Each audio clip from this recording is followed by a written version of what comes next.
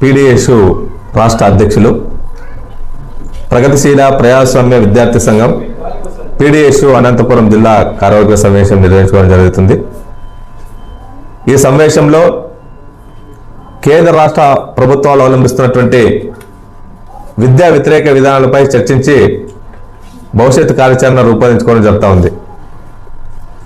ముఖ్యంగా ఆంధ్రప్రదేశ్ రాష్ట్రంలో కూటమి ప్రభుత్వం అధికారం చేపట్టి 18 నెలలు అవుతా ఉన్నది. విద్యారంగంలో నెలకొన్నటువంటి సమస్యలు చాలా దారుణమైనటువంటి పరిస్థితులు ఉన్నాయి.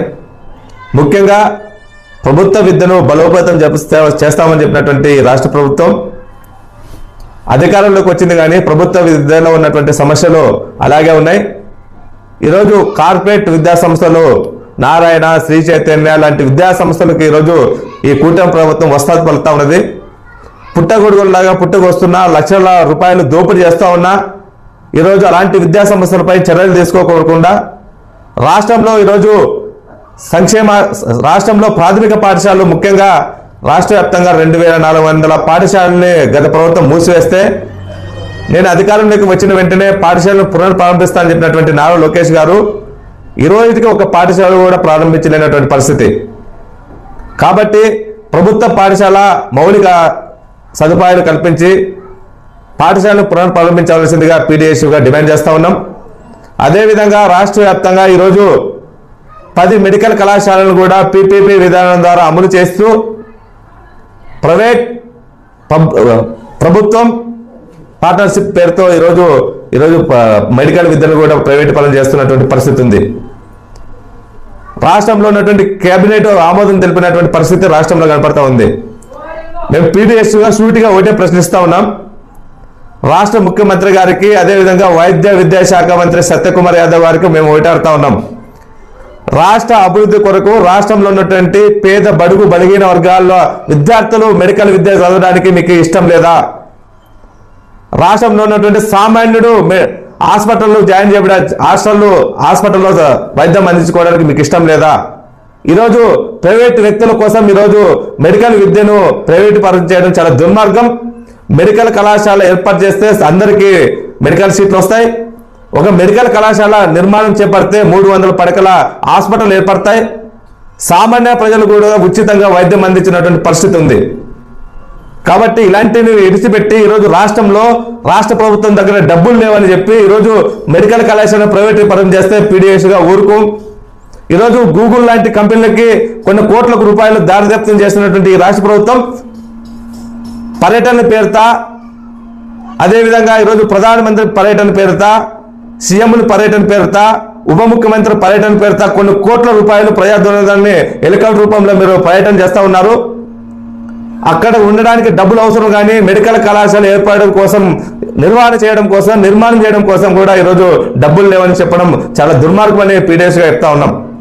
తక్షణమే రాష్ట్ర ప్రభుత్వం స్పందించి పీపీపీ విధానాన్ని రద్దు చేసి ఈ ప్రభుత్వం మెడికల్ కళాశాలను నడపాలని పీడీఎస్గా డిమాండ్ చేస్తా ఉన్నాం. అదేవిధంగా సంక్షేమ హాస్టల్లో అవుతున్న విద్యార్థులకు మెస్ ఛార్జీలు, కాస్మెటిక్ ఛార్జీలు పెంచాలి, సొంత భవనాలు ఏర్పాటు చేయాలి, రాష్ట్ర వ్యాప్తంగా ఖాళీగా ఉన్నటువంటి వార్డెన్ పోస్టులు భర్తీ చేయాలని పీడీఎస్గా డిమాండ్ చేస్తా ఉన్నాం. నా పేరు వీరేంద్ర, ప్రగతిశీల ప్రజాస్వామ్య విద్యార్థి సంఘం అనంతపురం జిల్లా ప్రధాన కార్యదర్శి. ఈరోజు అనంతపురం నగరంలో జిల్లా కమిటీ సమావేశం జరుపుకుంటున్నాం. ఇందులో భాగంగానే విద్యా వ్యవస్థలో అనేక లోపాలను ఈ కమిటీ సమావేశం ద్వారా చర్చించుకోవడం జరుగుతూ ఉంది. ముఖ్యంగా నారా లోకేష్ తన యువగలం పాదయాత్ర సాక్షిగా సభలు సమావేశాలు ఏర్పాటు చేసినప్పుడు విద్యా వ్యవస్థకి పెద్దపీట వేస్తానని చెప్పి ఈరోజు కేజీ నుంచి పీజీ వరకు అనేక విద్యా సంస్థలలో అనేక లోపాలు ఉన్నాయి.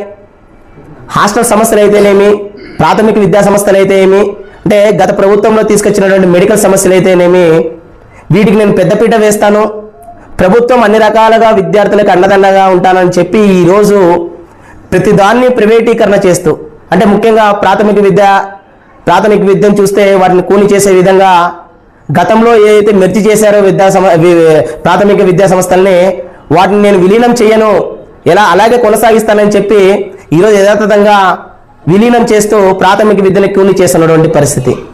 అలాగే ఇంటర్మీడియట్ విద్యకు వస్తే ఇంటర్మీడియట్లో ముఖ్యంగా సిఈసి కానీ ఎంపీసీ కానీ బైపీసీ కానీ ఈ సబ్జెక్టులకి ఇప్పటి కూడా రెగ్యులర్ ఫ్యాకల్టీ లేనటువంటి పరిస్థితి జూనియర్ కళాశాలల్లో. ఈ జిల్లా వ్యాప్తంగా అనంతపురం జిల్లా వ్యాప్తంగా 52 జూనియర్ కళాశాలలు ప్రభుత్వ జూనియర్ కళాశాలలు ఉంటే అందులో 50% కూడా రెగ్యులర్ గా ఫ్యాకల్టీ లేనటువంటి పరిస్థితి. ముఖ్యంగా కెమిస్ట్రీ కావచ్చు, ఫిజిక్స్ కావచ్చు, కామర్స్ కావచ్చు. అంటే ఈ జిల్లాలో కరువు ప్రాంతం అని చెప్పి వీటిని ఇంకా నీరు కారుస్తున్నటువంటి పరిస్థితి. అలాగే ఇంకొక వైపున సెంట్రల్ యూనివర్సిటీ ఆ రోజు రాష్ట్రంలో అంటే 2 రాష్ట్రాల విలీనంలో భాగంగానే అనంతపురానికి సెంట్రల్ యూనివర్సిటీ రావడం జరిగింది. 495 ఎకరాల్లో సెంట్రల్ యూనివర్సిటీ ఏర్పాటు చేస్తే ఎన్నో ఉద్యమాలతో ఈరోజు కేవలం 600 కోట్ల రూపాయలు విడుదల చేసి అందులోనూ 300, 200, 100 కోట్లు విడుదల చేసి అంటే తత్కాలానికి కొన్ని బిల్డింగ్లు పూర్తి చేసి ఇంకా కొన్ని బిల్డింగ్లు ఇంకా పూర్తి చేయకుండా విద్యార్థులు సెంట్రల్ యూనివర్సిటీలో విద్యార్థులు తీవ్ర ఇబ్బందులు పడుతున్నటువంటి పరిస్థితి. అంటే అక్కడ 50కి పైగా డిపార్ట్మెంట్లు ఉండాల్సినటువంటి సెంట్రల్ యూనివర్సిటీలో కేవలం ఇప్పుడు 11 మాత్రమే డిపార్ట్మెంట్లో కొనసాగుతున్నటువంటి పరిస్థితి. అంటే హాస్టల్ వసతులు సరిగా లేక ఈరోజు ఎస్కే యూనివర్సిటీలో చూస్తే అనేక డిపార్ట్మెంట్లలో ప్రొఫెసర్లు లేక వాటిని మూసేస్తున్నటువంటి పరిస్థితి. అంటే కేజీ నుంచి పీజీ వరకు విద్యా సంస్థలలో ఇన్ని రకాల లోపాలు ఉన్నా కానీ ఇప్పటికీ లోకేష్ బాబు గారు మాత్రము మేము అన్ని రకాల హంగులతో సాంఘిక సంక్షేమ హాస్టల్స్ పిల్లలకు కావచ్చు, ప్రాథమిక విద్యాలయాల్లో చదివే పిల్లలకు కావచ్చు, యూనివర్సిటీలలో చదివే విద్యార్థులకు కావచ్చు, మా ప్రభుత్వం అన్ని రకాలుగా అండదండలుగా ఉంది అని చెప్పి ఆర్భాటపు ప్రచారాలు మాత్రమే చేసుకుంటా ఉంది. మేము నిజంగా హెచ్చరిస్తా ఉన్నాం, పీడిఎస్ ద్వారా డిమాండ్ చేస్తా ఉన్నాం. ఏదైతే ముఖ్యంగా ఇంటర్మీడియట్ లో ఏదైతే ప్రొఫెసర్లు లేరో వాటిని భర్తీ చేయండి, యూనివర్సిటీలలో ప్రొఫెసర్స్ భర్తీ చేయండి, సెంట్రల్ యూనివర్సిటీకి నిధులు కేటాయించండి, ప్రాథమిక విద్యా సంస్థల్ని కాపాడండి, ప్రభుత్వ వైద్య కళాశాలను ప్రైవేటీకరణ చేస్తున్నారో వాటిని ప్రభుత్వమే నడిపే విధంగా చర్యలు తీసుకోండి. లేకపోతే ఖచ్చితంగా అంటే రాబోయే రోజుల్లో పీడిఎస్ ద్వారా విద్యార్థులకి మీ ఏదైతే ఆగడాలు ఉన్నాయో వాటిని తీసుకెళ్లి రాబోయే రోజులు పెద్ద ఎత్తున ఈ ప్రభుత్వం మీద ఉద్యమాలకు శ్రీకారం చుడతామని తెలియజేస్తా ఉన్నాం. ఫాలో చేయొచ్చు కదా అండి ప్లీజ్. అందరికీ నమస్కారం. మీరు వీడియో చూస్తున్నారు కానీ సబ్స్క్రైబ్ చేసుకోవడం లేదు. సబ్స్క్రైబ్ చేసుకోండి, మాకు సపోర్ట్ చేయండి.